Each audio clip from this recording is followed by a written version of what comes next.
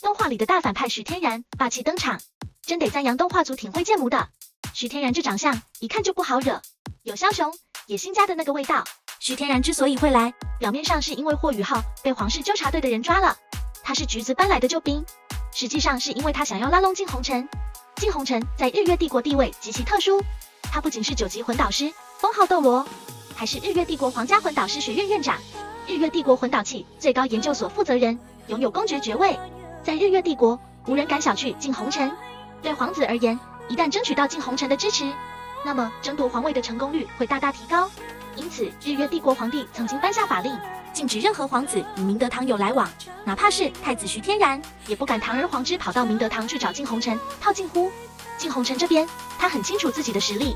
很清楚自己在日月帝国的地位。他认为，哪怕他不站队，不支持任何一位皇子，最终赢家上位了，都不会对他不客气。毕竟，日月帝国要想发动战争，统一斗罗大陆，就离不开魂导器的支持。而明德堂研究出来的魂导器在战争中的作用无可替代，因此靖红尘一直没有明确支持任何一位皇子，拉拢他难如登天。橘子就是明白徐天然和靖红尘的心理，才围魏救赵。他告诉徐天然，皇室纠察队的人抓走了靖红尘的学员，打了靖红尘的脸，而皇室纠察队是三皇子负责管理。徐天然若是及时救下靖红尘的学员，就可以向靖红尘卖好。于是靖红尘不得不欠了徐天然一个人情。没过多久，靖红尘就不得不彻底站队到徐天然那里去，只因霍雨浩太坑人了。在本体宗袭击明德堂的时候，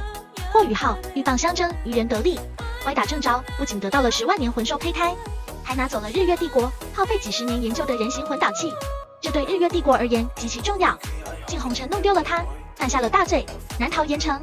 于是靖红尘不得不去找徐天然求救。徐天然给靖红尘求情，靖红尘才逃过一劫，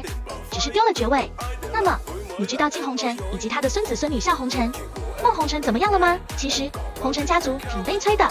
虽然靖红尘全力支持徐天然上位，但是徐天然心狠手辣，卸磨杀驴，加上霍雨浩引发了明都大爆炸，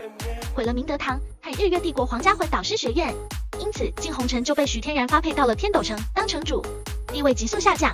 而向红尘为了打败霍雨浩，过度服用药物提升修为，透支了自己的天赋，加上第2次魂师大赛又输了，因此修为进度大大下降，一直没能突破封号斗罗。而孟红尘喜欢王东，追了大半天发现王东是个女孩子，饱受打击。当他们最后一次遇到霍雨浩、唐武童的时候，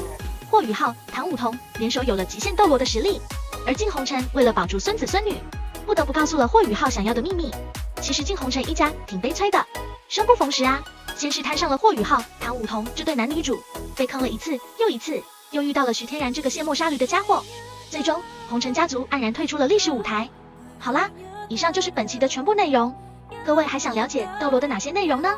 欢迎评论区告诉我。感谢您点赞订阅频道，我是小红，我们下期再会。